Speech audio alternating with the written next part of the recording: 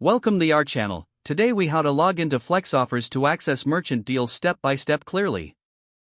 First, open your preferred web browser.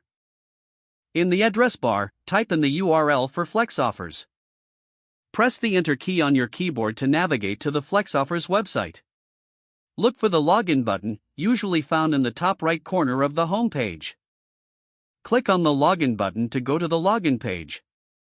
You will see fields for your username and password. Enter your registered username in the first field. Next, type your password into the second field. Make sure to double-check your entries for accuracy.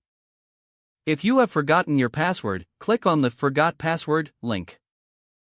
Follow the prompts to reset your password if necessary.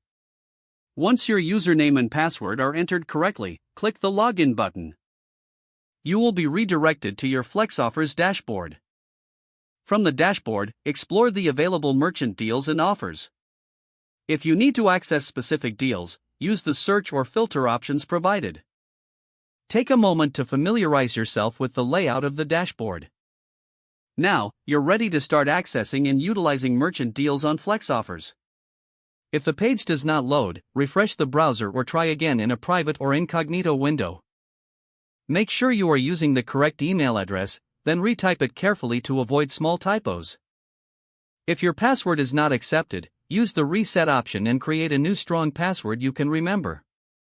Check your spam folder for verification or security emails, then complete any requested confirmation steps. Enable two-factor authentication if available to improve account security and reduce unauthorized access risk. After signing in, review your profile details so your contact information and settings are accurate and current.